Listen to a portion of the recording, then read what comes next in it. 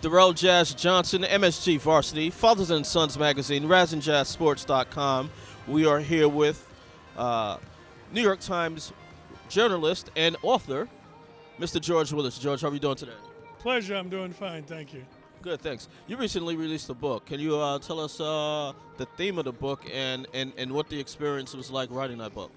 Well, the book is called The Bite Fight, Tyson Holyfield and the Night Boxing Changed Forever. And it's basically about their fight that they had in 1997, the second fight, where Tyson bit off Holyfield's ear after the third round.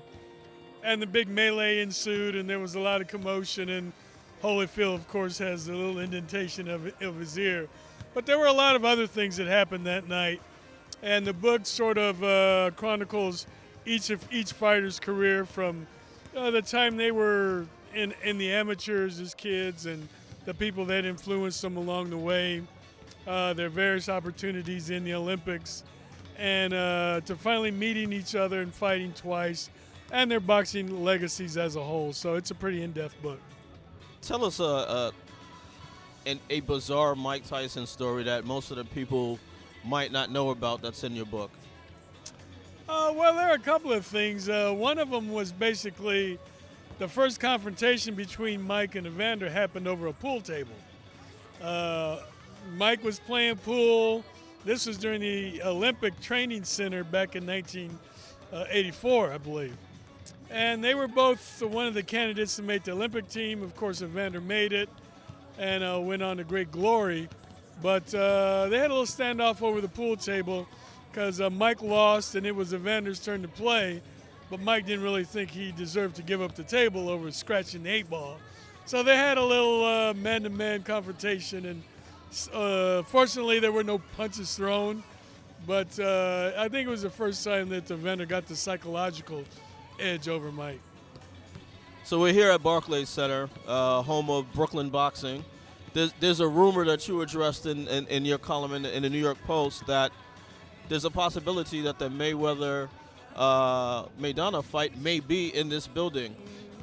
How big would that fight be for Brooklyn, for New York City, for Barclays Center, if it were to occur here? Yeah, I think it would be a huge, huge fight to have Mayweather come here and put on one of his shows that he's been based in Vegas for a long time. I think it would sell out. I think it would create a lot of media attention and do a lot for the Mayweather brand.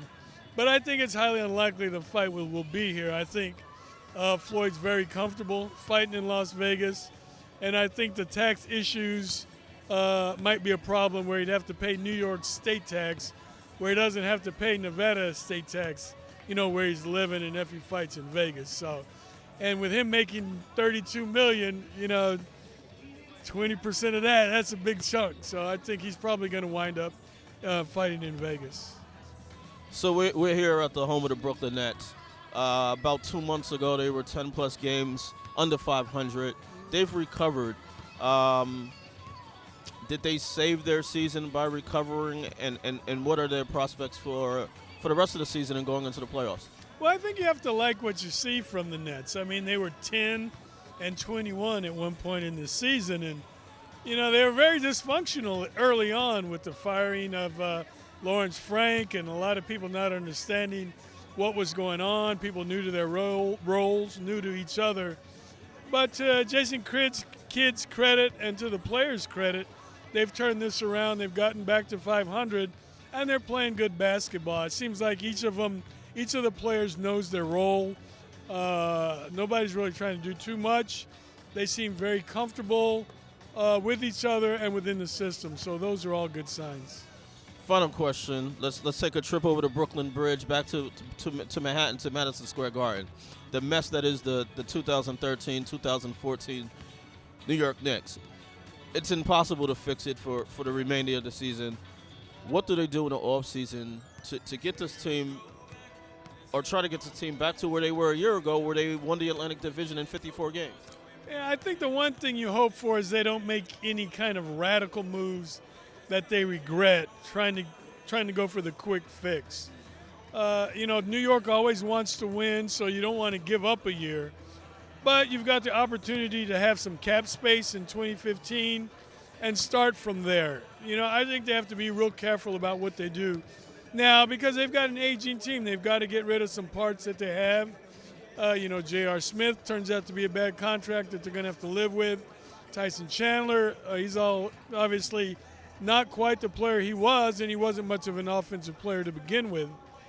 And they have a lot of other issues at point guard and along the bench and things like that. So they have to rebuild that team and that franchise. And what you want is somebody who has a plan that makes sense and not these reactionary moves that get you in trouble down the road.